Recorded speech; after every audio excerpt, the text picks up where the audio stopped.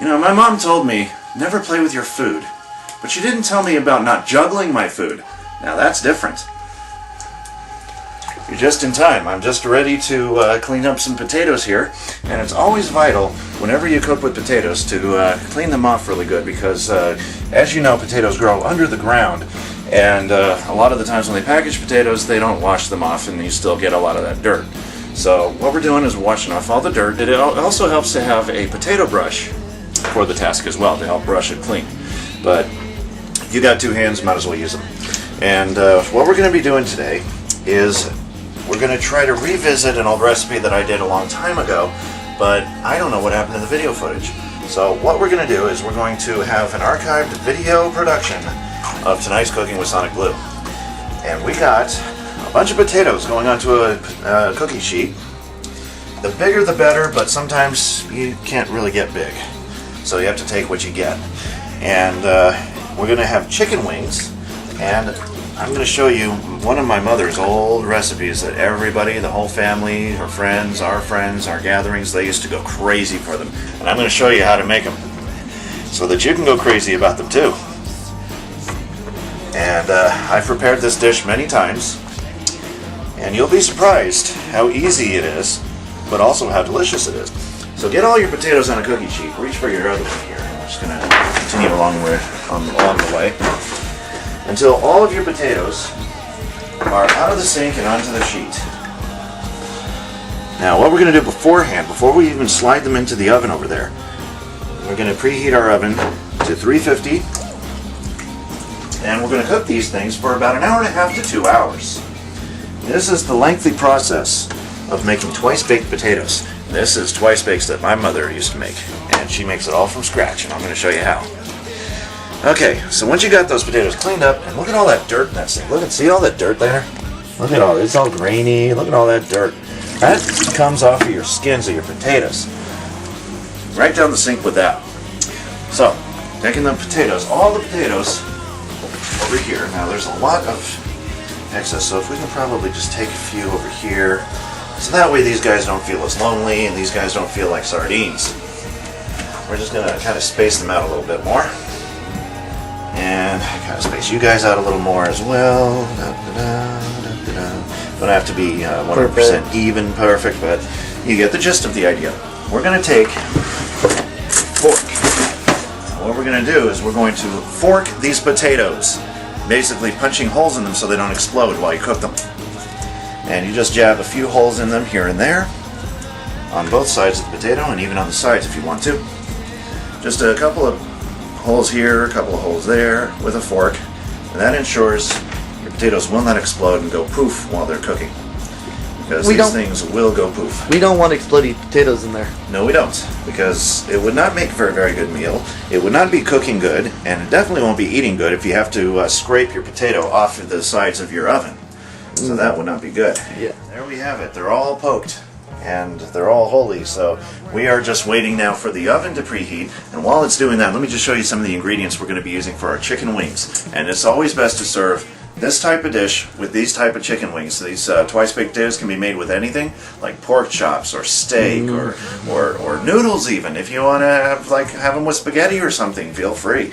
But we're having them with the chicken wings here because this is the way my mom always did it. Anytime she prepared the chicken wings, she always did these twice-baked. So the tradition stands. We're going to be using Russian dressing. And those of you that don't know what Russian dressing tastes like, it's a very zangy, zippy type of flavor that kind of hits your taste buds in the sweetest spots. And we're also going to be adding some fresh ground black pepper from the pepper mill. We're going to be adding some of that to it. And for the potatoes, we're going to also add green onion. And if you have bacon bits, ham bits, you can use anything you want to. Anything that you add to a baked potato, you can add to this. And we're going to be using the finest sharp cheddar ever available, and we're going to try to use a little bit here in the bowl when we mix all of this up, and you want to reserve some off to the side so you can put over on top. And actually this might actually be good for the bowl. I'll just add some of my cheese to the top, so that'll work. And we got the Mexican blend, so that'll be possible. And then 16 ounces of sour cream. and that's going to go into the bowl and be mixed up. So that's going to be the lengthy process too. But if you play your cards right, you can have everything prepared, and you just go from one thing to the next thing back to the first thing. And the first thing is to cook these potatoes first at 350 degrees for about 2 hours. While you're doing that, you can probably leave the kitchen for a while, go play a video game, do some cleaning up, or watch a movie, watch a TV, watch a movie, hang out with friends, call people on the telephone, say, hey, yeah, I'm having a big meal. You should come over and try it sometime. It's really good. Or just whatever. But remember, you got potatoes in the oven, so don't go too far. Now, these are the types of chicken wings we're going to be using. Just regular, plain old chicken wings in a bag. And we got tons of them.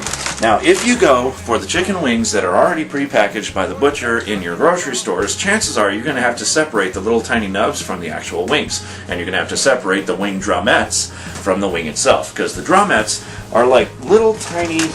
This is what is a drumette. That's a drumette. And this is the wing portion. If I can find a good wing. There we go. There's the wing portion. So, wing portion, drumette. Wing drum. Yep, basically. So basically, if you need to separate them, use a nice serrated blade, so that way it won't go dull on you or anything, and you have to hold it and kind of cut upwards. Yeah, which can be dangerous if you're not careful. Yes, it can be. So fortunately, you get the frozen kind, that's already done. Now you got your wings, your drumettes already separated, just ready to go. And to do that, you are also going to need this, the biggest one I've ever come across, and this is my personal Anchor Hocking casserole dish. Well, all those dishes down there are pretty much mine too. Yeah. Because I'm a stickler for Pyrex and Anchor Hocking. Those are the two finest brands in casserole, glass casserole dishes. They're oven safe, they're microwave safe, and they're easy cleanup. All you gotta do is just let it soak for a while, and you got it good. We'll probably be using 2 of them. So let me get out my Pyrex one, which is a little smaller, but it's still name brand Pyrex. So we'll just put one into the other and see. Look at the difference. This one is much bigger than the Pyrex one. Now the oven just beeped, so what we're going to do is we're going to take our potatoes and just slide them in and forget about them for the next hour. That's 60 minutes. Actually, we might have to do it like this. One on top of the other, like so. Close it up, and now you can go off, you can do whatever you want to. You don't even have to prepare your chicken if you don't want to. And it's probably suggested you probably don't until you're ready to slide those out of the oven and working on your potatoes. Before you slide these out of the oven, when they're ready, about 2 hours from now, you're going to need a big mixing bowl like this. And that's going to be for your potatoes and your sour cream, your cheese, and your green onion, and any other extra ingredients you happen to have. So we're going to reserve that to the side. Put all of those things in here so that way they're nice and condensed. And then when we're ready for our chicken, you can actually do this now if you want to, or if you want to wait for a while. It's probably suggested waiting a while so that way you can take all the time to relax, because it's going to get busy. And once it starts getting busy, there is no stopping. So what we're going to do is we're going to come back when the potatoes are just ready to come out of the oven, and I'm going to show you how to prepare the chicken and getting them ready for the oven. Because while you're working on your potatoes and mixing up the ingredients after they're done cooking, you can then put these away into the oven and start cooking on them. And these will take 45 minutes on a 375 degree temperature. And then we're going to take the potatoes, once we're done with them and done mixing the ingredients and stuffing them back into the skins, we're going to slide those back into the oven and cook them for an additional 30 minutes, or until the cheese is nice and firm on the top. And I'm going to show you how to do that. So this oven is going to be quite busy today, and so will you, and so will we. I have a knife, but I'm not going to use it to kill anybody. It's against the law, so I'm just going to have to use this on potatoes. And let me get one of these so that I don't burn my hands when I check the potatoes. The best way to check your potatoes is take a steak knife and take it into the largest potato you got there, which would be that one there. And if you can push it in without the littlest effort, then they're ready to come out, but it's not quite ready yet. In fact, it's still very, very firm. Yeah. So we will leave these in for another half hour to another 45 minutes, and we'll see what they look like when they come out of there. But you want to make sure that they're nice and soft a little bit. Well, it's been about an hour since we checked our potatoes last. I think they're about ready to go, and we can show you the next step. Gotta be careful when you handle a knife in the kitchen. Let's open this oven and just see. Now here's the test again. Now remember what it looked like when we saw it before. It was nice and firm. But now watch this. with the littlest bit of effort, the knife goes through the potato. And that means that it's ready to come out of there. So, alright, let's pull those potatoes out of the oven. Let's get the other ones out there too. And nope, not one of them exploded. Good, because we poked holes in them before we put them in the oven. Yep. And now we can keep this oven on, but we're going to also turn up the temperature to 375. There we go. So now let it preheat back up to set 375. While these potatoes are cooling, let's go over here to a sink. And we're going to take all this luscious chicken, and we might be able to fit it all in here. I don't know. We'll see, won't we? We will see. So just basically take all your chicken out and just pop them right into the casserole plate. Now you want to line them up to where they're touching like this. They put them together like a puzzle. The wingettes will go right there. The drumettes will go like the fat end here, fat end there. It kind of fits together a lot better that way. Like that. Like that. And keep doing that until all your chicken is magically placed into this Pyrex, or this anchor hocking in this case. So, you got all your chicken. Now this is the way you basically place them, end to end, and make sure they don't overlap each other. Basically what you're after is a nice tightly packed Pyrex. But make sure they don't overlap each other. Like you don't want to put another layer of chicken on top of this. Basically you just want one layer, and there you go. Now, we're ready for the next step. Let's grab our Russian dressing. We're going to need 4 bottles, 4 big bottles. The largest ones you can find are the Russian. But if you can only find the small bottles, then 6 bottles or 8 bottles will do the trick, actually, because one of these big jars contain 2 smaller jars. So you definitely want to go for the largest jars of Russian that you can. And all you got to do is just pour. What you're in for is a very sweet and tangy flavor that will really hit your taste buds with something really spectacular. Now, being careful to pour this next bottle that we don't use too much, so we just get the rest of this covered, and then we'll have room for the other one. That's about half right there. That's about half, so about that much. And now let's start on this one with half. The rest of the half of that bottle right over your chicken.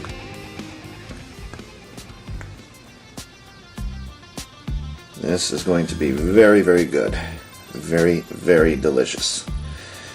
I can almost taste them right now, and those flavors of old home in Southern California are coming back to me. My mother used to make this constantly, and I'm following her exact recipe. Because I've learned how to make it way back when I first moved into my first apartment in Southern California, and I've been making it ever since. When you could, right? Whenever I could. Let's take the second bottle here and just go over the rest of those.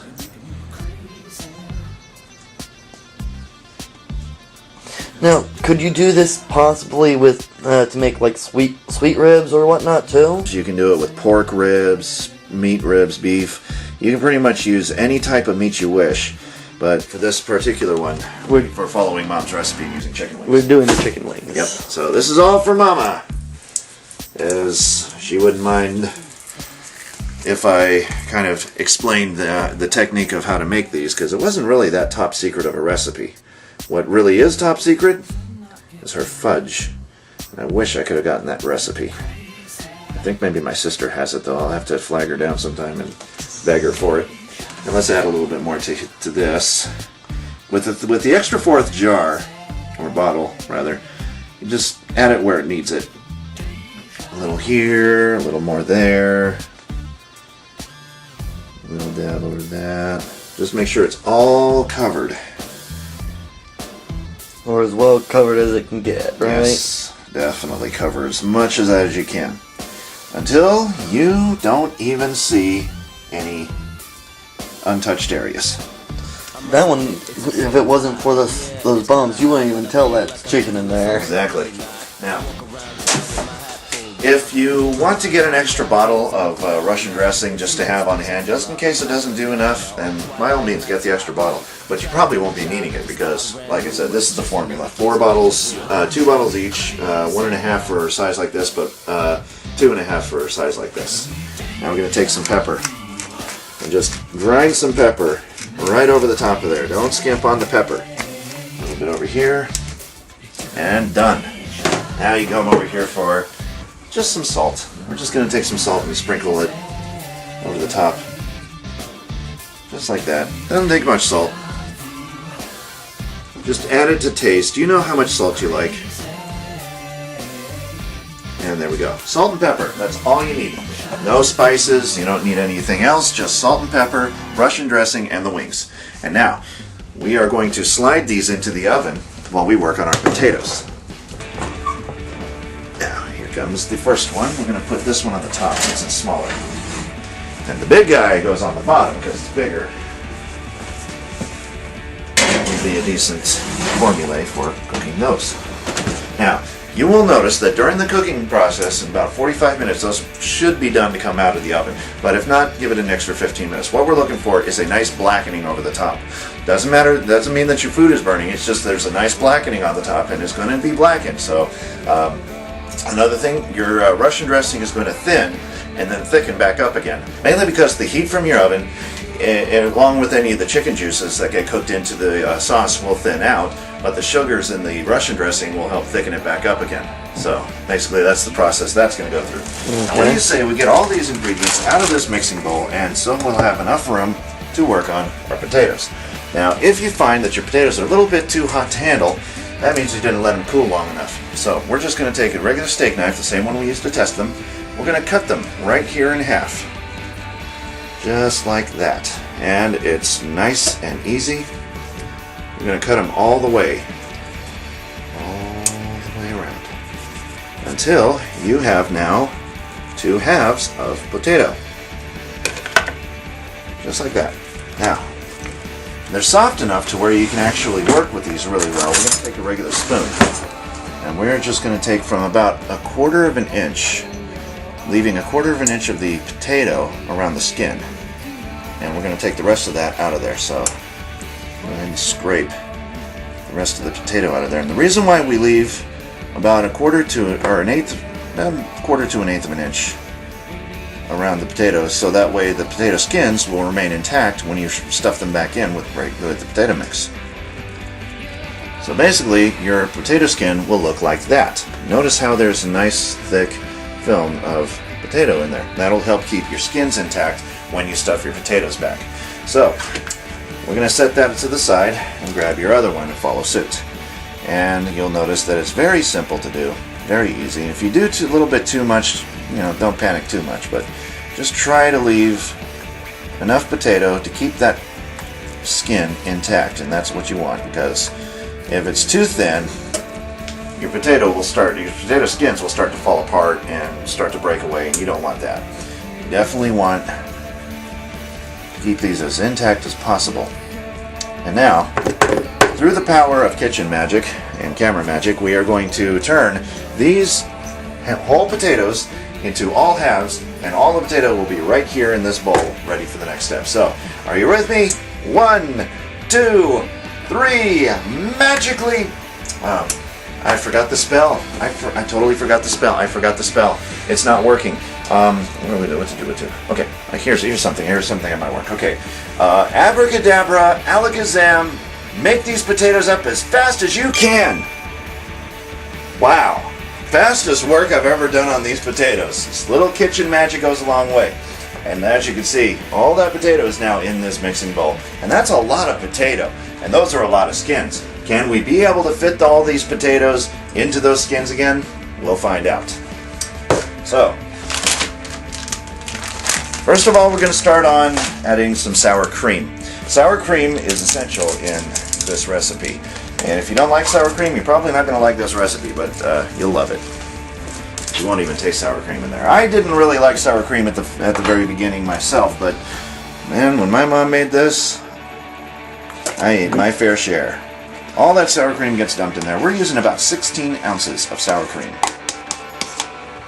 We're not going to overly douse these in sour cream. We're just going to mix it together until it forms a kind of even little mixture here. Make sure you get it a little at the bottom here too. Just kind of whip it around a bit. And for this particular method, I don't really recommend an electric mixer because that would just turn everything into a solid mush and really mix this up. But if you want them nice and thick when they come out, like nice thick pieces of potato, when you bite into it you actually taste potato and not something that's processed, you do it this way. Okay, now we are ready for le cheese. And we are going to add a whole bunch of sharp cheddar. The sharper, the better. And we're probably going to add about half the bag so that you can retain the rest of the cheese to go over the top. Ooh, look at that fine, sharp cheddar cheese. Alright. Once you got the cheese mixed in really good, we go to our next ingredient, which will be the green onion. And what you want to do is you want to get rid of all those roots. Right over here, so just take care of those right at the start. Get rid of those nasty, god-awful roots. Nice, itty-bitty pieces of green onion, about that size, are going to go into your potato. I'm going to take all of that onion, just toss it right into the bowl there, scatter it a little bit, and we're going to mix all of that onion in. Mix that in really good until your potato is now thoroughly mixed and ready to be stuffed back into the shells. We're going to take all of this potato mix you see here and stuff them back into these shells one by one. You kind of want to stuff them about like that. Don't overstuff them because you'll run out of potato before you run out of skins. Do this for the same amount of skins that you have. Any that are left over, if you have any skins left over out of all of this, well, you can take some of the extra cheese and maybe sprinkle them with bacon bits and actually have potato skins. Hey, look at that. We got all of our potatoes stuffed and we had 12 leftovers. So what you could do with these little tiny leftover skins, and I kind of wanted to, kind of do the larger ones, then the medium ones, and then the smaller ones. The smaller ones you can just either toss away or you can do what we can do here and make potato skins out of these. So that nothing goes wasted. You have nice appetizer while you're waiting for the rest of the meal to get done. And you can also throw some green onion in there as well if you want to, some bacon bits, some diced ham if you want to, or anything that goes into a potato you can put into a skin as well. A little bit more, spin that one, there we go, and a little there. All we got to do, since the oven is pretty busy right now, we're going to turn to our microwave to nuke those. And all it really takes is just a good nuking, because it doesn't really take that long to cook, and all you're really looking for is to melt that cheese and to heat up the skins again. We're going to heat these up for about 1:30 to start, and that'll get them melted. Now, while those are cooking, take this other cheese, the sharp cheddar. I'll show you what we're going to do. We're going to take them and just place all that cheese right over the top of them, just nice and easy. When these go back in the oven, you're looking at about another 15-minute cooking time just to melt the cheese and heat these bad boys back up again. We got everything all nice and cheesed up. Now we're just waiting for the oven to be free. And as you can see, the chicken is still in the oven. We're going to take a look at that right after we pull our appetizers out of the microwave. So much is going on tonight's recipe that you'll want to stay in the kitchen the whole time. Once you start, you can't stop. And pull these little beauties on out. And as you can see, the cheese is melted up nice and fine. And I just only wish that we had bacon bits. Not bad. Oh yeah, we still got a ways to go. You see how that sauce kind of turned from a red into a reddish orange? It's in the process of thinning out and then thickening back up again, but it's going to be down there for quite some time. I believe we've only been cooking it for about 25 minutes too, so that's going to be in there for a good long time. Let's take a look at our chicken wings just so far. Now the one on the bottom is good to go. Look at that. That's perfect blackening. Look at that source of blackening down there. And this is what it looks like when it's done. Let's put this up here. Bubble, toiling trouble. It's going to be very hot, so let that cool for a while. Let's look at our top one, because we had to do a little reversal. That's starting to blacken up nicely too. And that should be all done as well. Let's put this over here where there's more room. And now, are you ready for the next step? We're going to take these and slide these into the oven and then bake them for about 5 to 10 minutes or until the cheese is melted to your desiring. There is no real time set for this cheese and potato. Basically, we're trying to get these like GVD, right? Golden brown and delicious if you want to, or if you want them nice and still stringy with melted goodness, You can leave them in there. You can pretty much, it's your taste, it's your taste buds. You know how you like your cheese. It's just like pulling a cheese pizza out of the oven. Either you want it well done or not so well done. But the same thing goes with twice baked potatoes. And if you can pull them out early enough, your cheese will be nice and stringy and very melty and gooey and delicious. Or if you leave them in a little longer, they'll be more well done and they won't be as stringy, but it'll be still cheesy and good. But I like to meet it in the middle somewhere. I like to meet it in the middle. So about 5 to 10 minutes in the oven for the twice bakes. That'll give adequate time for these to cool down. Hey everybody, our little buckaroos and buckarees, it's time to kind of rustle up some grub here in the old Paw Pet's ranch right over here. Let's pull open our little oven doohickey thingamabob and pull out our potatoes. And see that they have been nice and melted. Look at that. Ooh, I like that. I like that. Slide those on over. Go for numero 2. And look at these beauties coming out of there. Ooh, that looks good enough to eat, don't you think? I'm going to set these aside. Got my spoon caddy. Clothes are up. And I'd say that dinner is served. Now we're giving the chicken enough time to cool down, so we're going to grab one of these things. It's called a spider spoon. And we're just going to take a nice, good serving. Just drop it right down on the plate there. A few more wouldn't hurt. A lot of this chicken will be consumed tonight. I doubt we'll have any leftovers. Because when this is served, you'll eat a lot. I know I'm going to eat my fair share. Whoa, almost put that one over into outer space, didn't I? And then, you're going to take our spatula, and we're just going to grab a potato. Oh, wait, there you are. We're going to grab a potato, and another potato, and we're going to have Rune be the test subject today for today's recipe of Mom's sweet and tangy chicken wings and stuffed baked potatoes.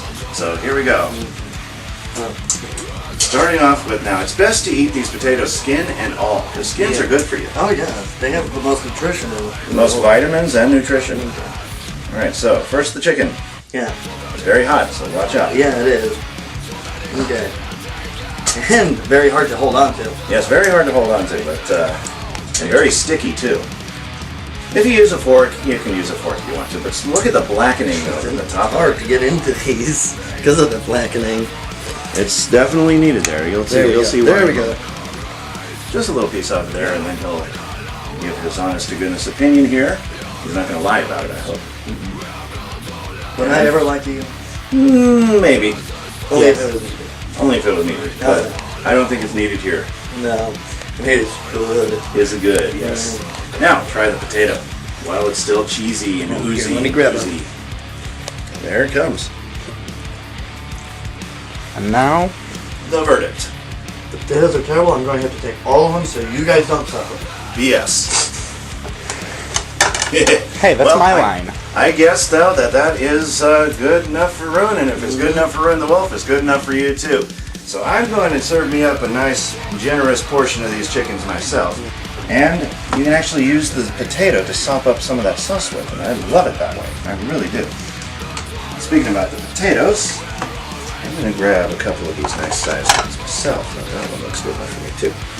Grab that one there, and small one. Okay.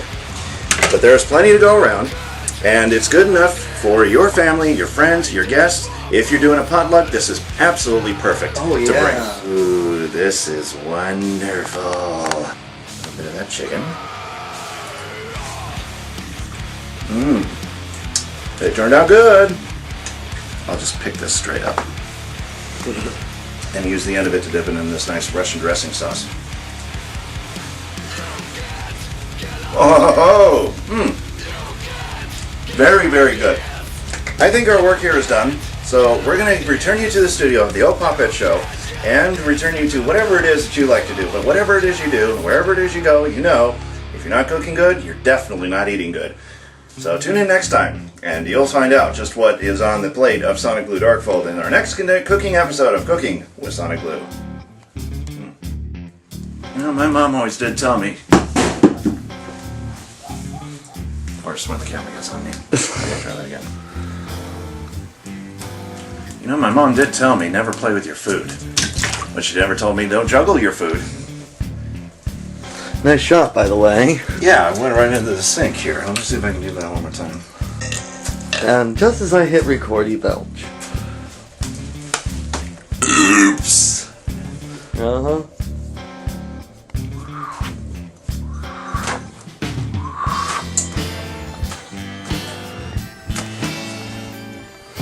So much fun to be had in the kitchen, and we're just waiting for these chicken wings to finish up. I guess we've been recording that.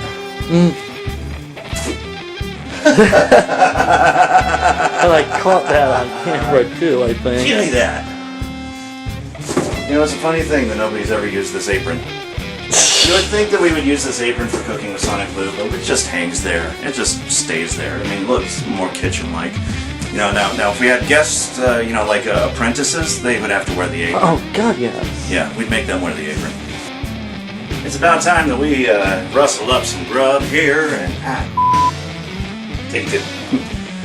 Well, it's about time we rustled up some grub here at the SonicBlu's Old Papettes Ranch, so come on over. Okay, I'm just going to do it the regular way. Hey, everybody, our little buckaroos and buckarees, it's time to kind of rustle up some grub here in the Old Papettes Ranch. I have a knife.